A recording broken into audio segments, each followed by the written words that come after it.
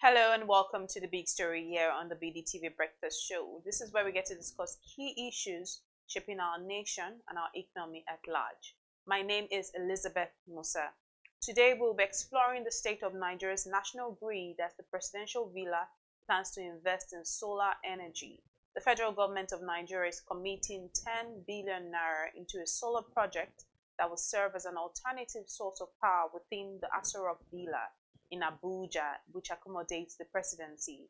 Now, since the news broke, there have been arguments for and against this move, with many people raising questions as to whether the ultimate aim of the government is to abandon the troubling national grid and disconnect Aso Rock from it, or combine both sources of power amid its huge debt to the dispos.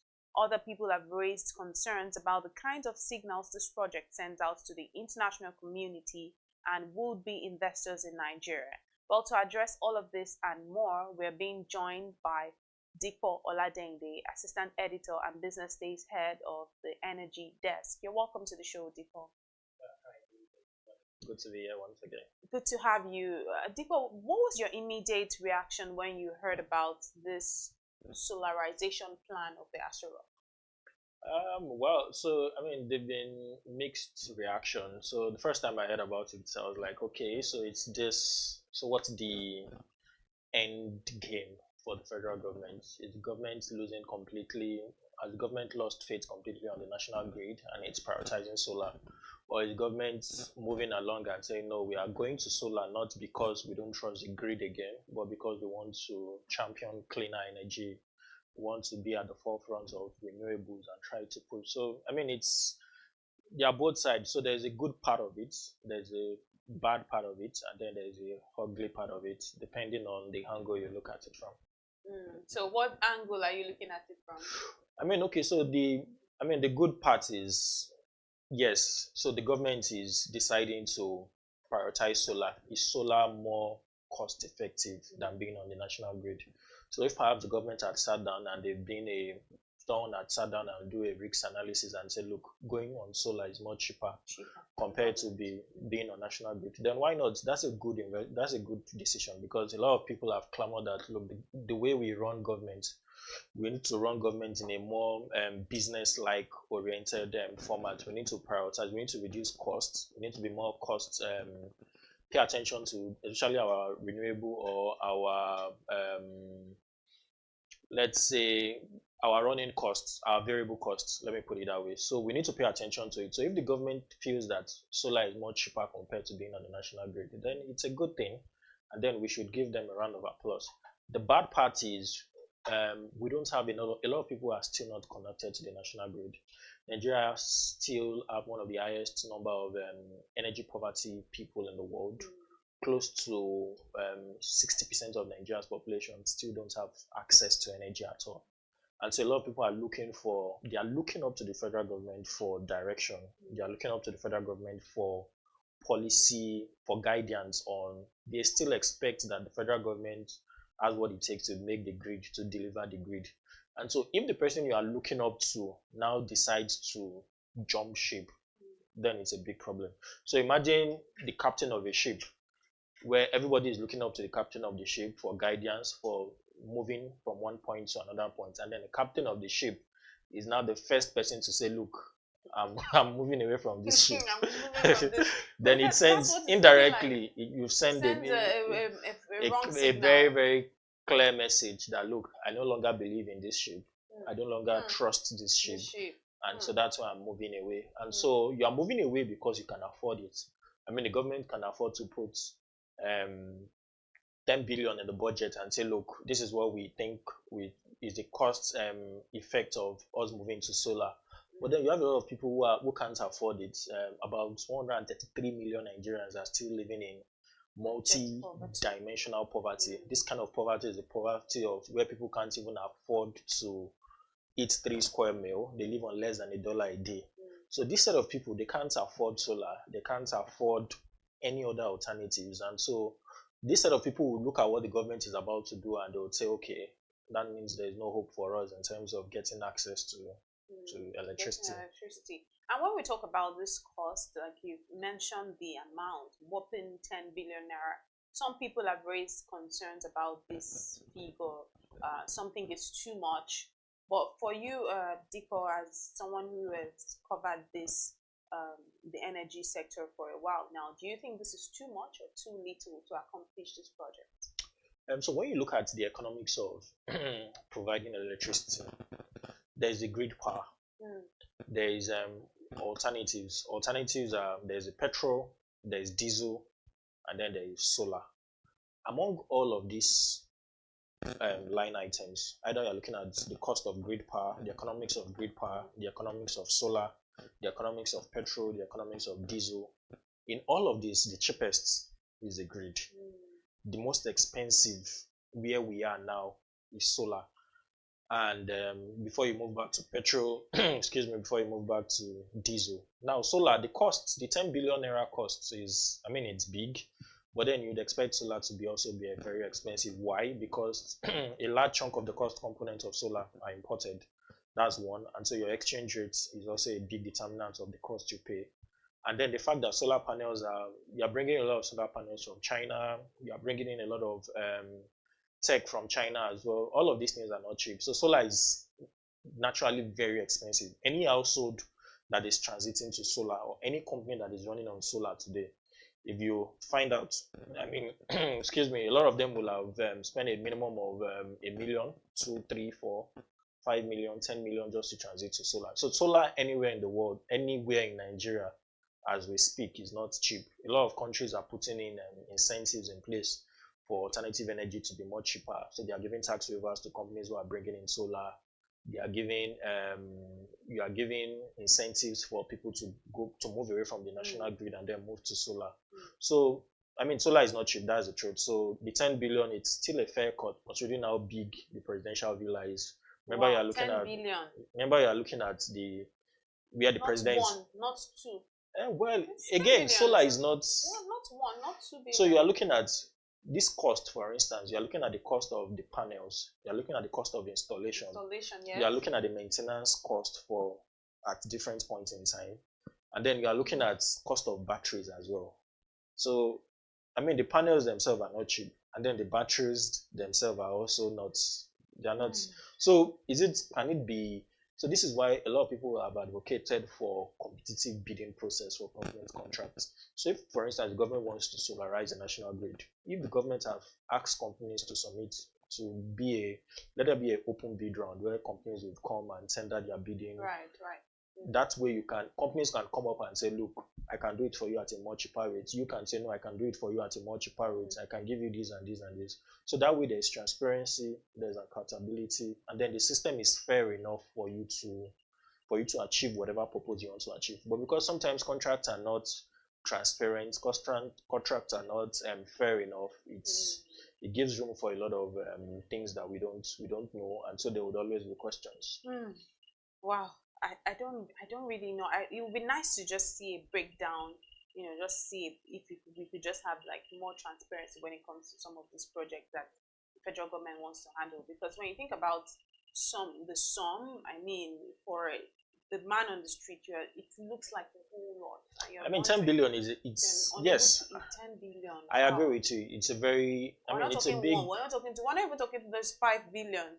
So we're talking. It's a big amount of money, and so we would expect the government to be more transparent enough to tell us, okay, so who is the company that is handling this contract? Exactly. Can there be a breakdown of how we arrive at this 10 billion? Exactly. And then that way people can, again, because it's taxpayers' money really. So government needs to be more, and this is not just the federal government, the state government, the local government, they need to be more transparent around contracts, the way contracts are being awarded, projects are being awarded. So that once people can follow the money, can follow the process, that way they can trust the government more, and then they believe more in whatever the government is saying. Right, and shouldn't the government actually be focusing on fixing Nigeria's energy sector problems so that at least everyone can have equal access to power, as against just trying to move to solar, which is not a bad thing. But when you think, just as you had mentioned, when you think about what people are going through every day, not even the people, you mentioned more than 33 million people going through multidimensional poverty. Let's even talk about the middle income earners. And we even have mostly low income earners right now. We mostly have the lower class. So isn't there supposed to be a focus on fixing Nigeria's energy problem? Okay, so yes, and that's why this issue we are having is one of the most Mm, topical issue, apart from politics of people moving from one party to mm, another party. This, I mean, for every newspaper stand you visit over yes. the last 1 week, these conversations will always be topical. So why is the government not paying attention to fixing the grid? We've been talking about fixing the grid since Obasanjo's era. This power sector, I don't know of any other sector in Nigeria's economy that have swallowed the kind of trillion naira the power sector have swallowed. I mean, it's impossible that we are still struggling with 4,000 megawatts, 5,000 megawatts. It's difficult to believe that we've not been able to achieve much despite pumping. The World Bank had pumped in a lot of money. There was a cement deal as well, also a lot of millions of dollars as well. The government, the World Bank has invested about different tranches of 500. There's one 500 million to increase metering.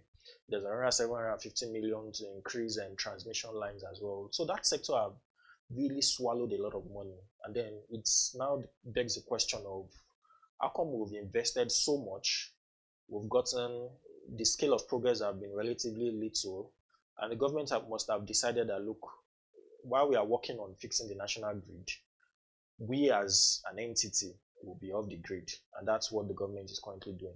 Now, there's nothing wrong with the government going off grid. I mean, around the world, Does it make things better? there's nothing wrong with it. Mm, The only problem is the fact that we have over um, we have a lot of people who are suffering from energy poverty. mm, Over 60% of Nigerians still don't have access to energy. mm, And so because a large chunk of your population still don't have access to energy, a lot of Nigerians will always question why you are moving to alternative energy when a large chunk of your population don't have access to energy. And so let's not forget that the governments themselves, their reasons to go off grid, was it because they've lost faith completely in the national grid ever coming back to full optimization, or they are leaving the grid because they feel the grid is no longer reliable? And then if you look at most companies in Nigeria, most households in Nigeria, of course, they would automatically start moving in line with that direction, because if the government is moving off grid, it means that private businesses, household, homes, the government have sent an indirect signal to you that look, this grid is not reliable. And so we need to start having a conversation. Do we really need a national grid? Or do we need smart grids? Do we need mini grids? Can we get mini grids across all the 6 or 7 geopolitical regions in Nigeria and make sure that we have mini grids there? So all this talk about national grid, national grid, national grid, national grid, do we really need a national grid as a country? Or we need to decentralize how we distribute power, how we generate power, and how we transmit power, so that we can have mini grids for each region or for each state that can allow states or region to generate within their region, transmit within their region, and distribute within their region, so that we can have energy, increase energy access, and reduce the number of energy poverty in Nigeria. I think that's a conversation that we'll keep having until we are able to achieve close to 90 or 80% energy access in Nigeria. And while we're having this conversation, what signal does this actually send to international investors in Nigeria, like people who want to invest in Nigeria, seeing that the Aso Rock is, going embarking on the solar project? What message does it send? I mean, it depends on the investors, really. For institutional investors, now these are long-term investors or investors who bring in FDI. FDI investors, they think long-term. They don't think about 1 or 2 instant decisions. So for FDI investors, for institutional investors, they will think about the long term and say, look, if the government is moving off grid, it means the government is willing to start having conversations on installing micro mini grids in some of its government agencies, either MDAs or institutions. So they are coming in and saying, look, if Aso Rock is off grid, can the Nigerian military also stay off grid? Can the Navy as well be off grid? Can Ministry of Education be off grid? Can all Nigerian federal universities be off grid? Already, some universities in Nigeria are already starting to have conversations about staying off grid so that they can reduce their electricity bill. And remember, people are moving off grid not because it's cheap, but because it's reliable, right? So it's reliable, even if it's expensive. they are willing to pay that sacrifice to for a more so in order to have a more guaranteed steady supply of electricity. So any investor who is coming in will sit down and ask myself that, look, can I partner with the government in terms of reducing all of the government ministries and agencies exposure to the national grid? Can I partner with them in terms of how they can reduce their exposure to the grid? If yes, investors can come in that area. And some would also argue that, look, if all of the government ministries, agencies are, because over time, a lot of discos have complained that majority of the government agencies don't even pay their electricity bill in the first place. So about last year, February, the Abuja Electricity Distribution Company released data of government agencies who are owing them money for power. And of course, the presidential villa was there. I think their bill was about 700 and close to 700 million for as at February. So it's expected that now that these guys are off the grid, this electricity that ought to have been channeled to all of these MDAs will be transferred to people in rural areas where they can afford it, where people can also pay, and then it will also increase LNG access. So again, it depends on the mindsets of the investor who is coming in. If they are long-term investors, of course, they will see investment in renewable energy. But if they are short-term investors, they'll probably look at it and say, no, we need more clarity. The government needs to be clear with us. What's the government's plan for electricity? Is it that you want to reduce your exposure to the national grid, or you want to increase your exposure to the national grid? And all of these conversations will determine how they will invest going forward. And Dipo, as we speak, we know that the federal government and many of its agencies still owe discos unpaid bills running into several millions of naira. We have government hospitals disconnected due to unpaid debt. We have seen soldiers gone into offices of discos to attack officials, like we saw the other day, because their barracks were disconnected. How do we then, as a nation, how do we walk through this complex and complicated power situation? Okay, so the thing is, over time, before now, the mindset towards electricity was not seen as a normal goods and services. It was mainly seen as a public service, right? Something that the people should benefit from government. That's the mindset towards electricity. Throughout the military era, up until 1999, a lot of people think, electricity is one of our fundamental human rights as citizens. We all should have access to electricity. In fact, some people think that we shouldn't even pay for electricity. It should be cheap. That's the mindset before. And so we need to start correcting that mindset. Electricity should be seen as the same way you go to the market to buy gari, the same way you go to the market to buy provisions, to buy foodstuff, and then one day you go there, the price is up, the other day you go there, the prices are down. That's the same way electricity is, because a lot of cost component goes into producing electricity. Electricity is not, you need to buy gas somewhere. Generating companies need to earn their pay. Transmission company needs to make sure that, look, if I'm transmitting this power, is it financially viable for me? Can I break even? And then the distribution companies themselves need to sit down and say, look, why distributing this power? What's the cost for me? What's the benefit for me? What's the profit for me? So until we start recognizing that electricity itself is a product that would always the prices of this product will always fluctuate based on all the externalities that determines the price of this product. So for instance, if you look at gari, if there are issues around herdsmen stopping farmers from going to their farmland, of course it will affect the price of certain goods and services, most especially tomatoes and all of these products. So it's the same way for electricity as well. If the price of gas is going up in the international markets, if energy theft is going on in areas where they ought not to be, of course it will affect the cost components and the prices of electricity will go up. So all of these government agencies and MDAs and all of these government institutions need to be a change of mindset.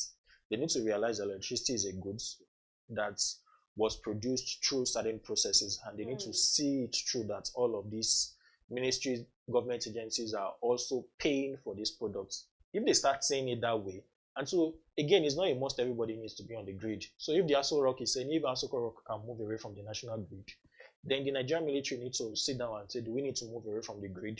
Do we need to find cheaper or alternative energy sources in order for us to keep our operations running? And then they need to start looking into that direction and having conversations in that regard as well. Absolutely, but we know right now that the Minister of Power has already projected a steady 7,000 megawatts by 2027, with more investment expected in this sector. Uh, Nigeria is a country of over 200 million people. What level of investment does Nigeria actually need? Yeah, and how can such investment be actually sustained? How can it be attracted? So the power sector, do we need more investments, or we need to be accountable to the investments that we've already made in the power sector? I mean, for my view, I think we need to be more accountable. Let's account for what we've gotten first of all, Okay. in order for us to say we need more. Mm. We privatized the power sector went through privatization from 2013 till now. That's over 10 to more than 10 to 15 years. What have we done with the trillion naira investment that have been made in the power sector? Let's be accountable for the ones that we've gotten. Do we need to call back former ministers of power, and say, look, under your tenure, you got 10 million. What did you do with it? Under your regime, you got 5 million. Can you show us tangible projects of what you were able to achieve with it? If they can't, do we need to bring in the EFCC to start looking at recovering some of this money until we start demanding for accountability in the power sector? Because I don't believe we need to pump. Again, we've pumped a lot of money in the power sector with little or nothing to show for it. So we keep pumping more. We'll just be pumping more, and then somebody somewhere is swallowing it, or some group of people somewhere are just swallowing the money, and then we are back to this conversation again. And then we say we need to pump more money, we need to pump more money, and then we just keep pumping, and then pumping, and nothing is to show for it. So let's be accountable to the ones we have already. Let's account for all the monies we've invested in generating power plants. Those who have bought power assets, let's call them back. Let's put them in one room and say, look, you got these assets in 2013. What have you been able to achieve with these assets? Right. If you've achieved nothing with it, can the government organize another competitive bidding process and let fresh investors come and acquire those same assets and then make those assets financially viable? Yes. So again, until we start demanding accountability and start holding people to account and start making sure that even people are punished for things that are not done in the right way, we'll just keep running in circles. We'll keep pumping money into it, and then we would have absolutely nothing to show for it. All right, thank you very much, Dipo, for your time and insights this morning on the big story. It's always very informative speaking with you. Thank you. Truly appreciate your time this morning. And that's where we bring it to wraps here on the big story on the BDTV Breakfast Show. My name is Elizabeth Musa. Keep watching BDTV.